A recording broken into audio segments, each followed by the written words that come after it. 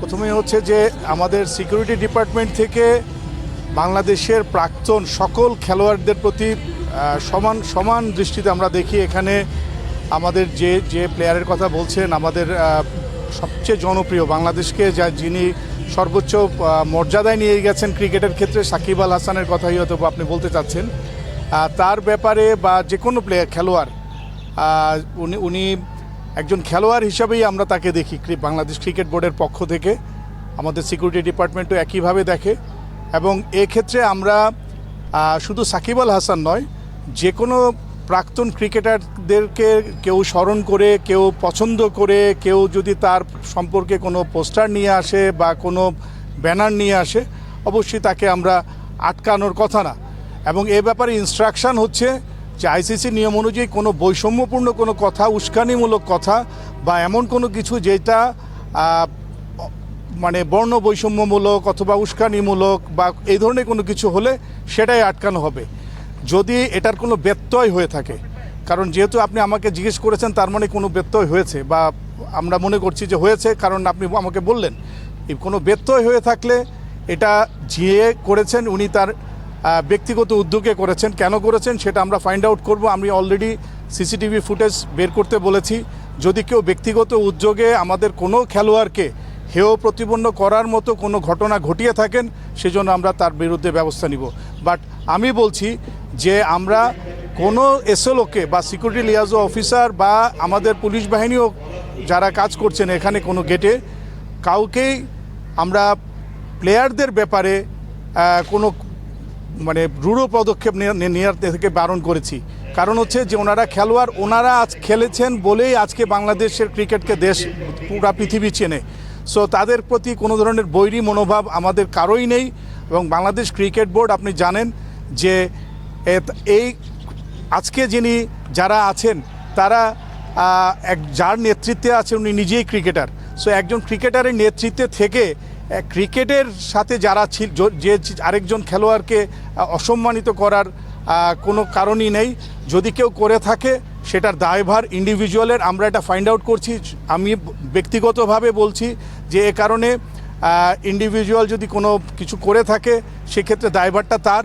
তবে যেহেতু আমরা সিকিউরিটি ডিপার্টমেন্টের হেড হিসাবে আমার কেউ যদি এটা করে থাকে তাহলে তো তাকে ফাইন্ড আউট করে কেন সে এটা করলো, সে কি এককভাবে এটা করলো নাকি কারো উস্কানিতে করলো, উইল ফাইন্ড ইট আউট ইনশাআল্লাহ।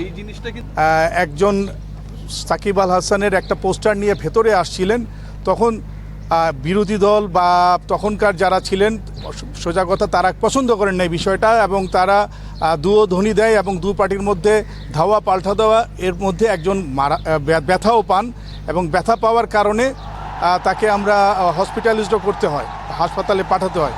তো তারপরে থেকেই আমরা আরও সজাগ আছি যে কোনো খেলোয়াড়ের কোনো পোস্টার বা কোনো কিছু যদি তার পক্ষে থাকে, যে আই মিস সাকিব আল হাসান ওর আই মিস তামিম বা anything like that, Mashrafe Bin Mortaza, another মানে ওয়েল নোন ক্রিকেটার। সো সেসব ক্ষেত্রে আমরা তো বাধা দিবই না, বিকজ আজকের ক্রিকেট হচ্ছে তাদের মাধ্যমেই এসেছে। সো এটা করার কোনো কারণ নাই। বাট তারপরে ইন্ডিভিজুয়ালি যদি আজকের যে কথাটা আমি দেখলাম, আমি কয়েকটা ছবিও পেয়েছি আপনাদের মাধ্যমেই, যে কয়েকটা পোস্টার দেখলাম যে আছে।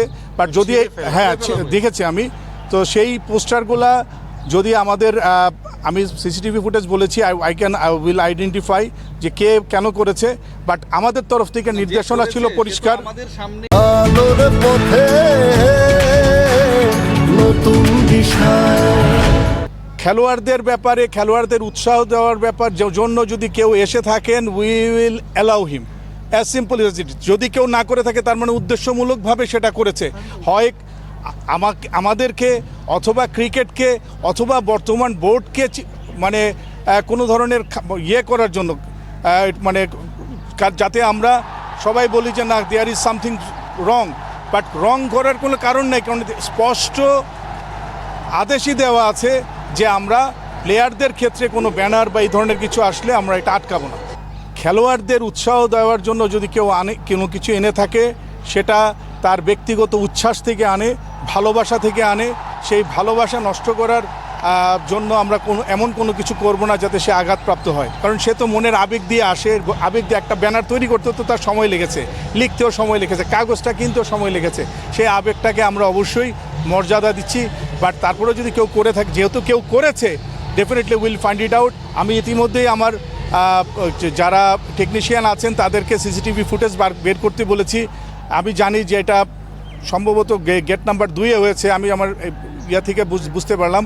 সো গেট নাম্বার 2-তে যারা আছেন, কাজ দায়িত্বে আছেন, প্লাস আপনারা যদি আমাকে সাহায্য করেন, যে উনি বললেন, আমাদের রিয়াসাত ভাই বললেন যে তাকে একজনকে বলেছেন সে পকেটে লুকিয়ে রেখে তারপরে আপনাদের সাথে মিসবিহেভ করেছে। মিসবিহেভ করার কোনো এখতিয়ার তার কারো নাই। সে যেই হোক, তার ব্যাকগ্রাউন্ড যেই হয়ে থাকুক। সো যদি কেউ মিসবিহেভ করে, আমি আপনাদের কাছে আন্তরিকভাবে ক্ষমা চেয়ে নিচ্ছি বিসিবির তরফ থেকে, বিকজ মিসবিহেভ করার কোনো এখতিয়ার নাই। আমি যা ইচ্ছা তাই হতে পারি, কিন্তু মিসবিহেভ করতে পারি না, বিকজ আপনারা আছেন বলেই তো খেলাটা প্রচার হচ্ছে। আপনারা যদি না থাকতেন তাহলে বিসিবি প্রচারণাটা করবে কার মাধ্যমে? সো আপনারা, you are doing your job. আমি আমার জব যদি ঠিকমতো না করি, সেই জন্য I cannot misbehave with you. So যিনি মিসবিহেভ করেছেন, প্লিজ আপনারা যদি আমাকে সহযোগিতা করেন, তাহলে সেটা আমাদের সবারই পরবর্তীতে আরও ভালো সুযোগ থাকবে। আমি প্রেসিডেন্টকেও ইতিমধ্যে কথা দিয়েছি যে আমার তরফ থেকে কোনো এই ধরনের আদেশ দেওয়া হয়নি।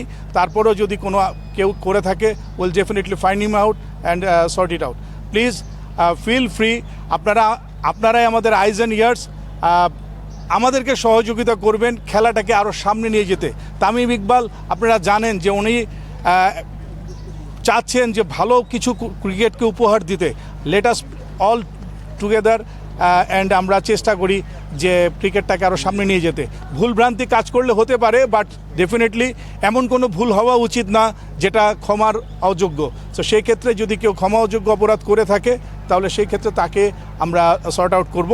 এবং আমি মনে করি যে কেউ যদি দুঃখ পেয়ে থাকে, কষ্ট পেয়ে থাকে, বিশেষ করে যে সকল দর্শকরা এগুলা নিয়ে এসেছেন মনের আবেগ দিয়ে, তারা ডেফিনেটলি কষ্ট পেয়েছেন। তাদেরকে আমি বলবো যে আপনারা খোলা মনেই আপনাদের ব্যানার নিয়ে আসতে পারেন। যারা আজকে আমার এই কথা শুনছেন, আগামীতে ব্যানার নিয়ে আসলে কোনো আটকানো হবে না। শুধু মনে রাখবেন, কাউকে উস্কানি দিয়ে, কাউকে ছোট করে কোনো কথা না লিখে নিয়ে আসাটাই বেটার। আমরা আরেকজনকে সম্মান দিব, মর্যাদা দিব, শ্রদ্ধা করব।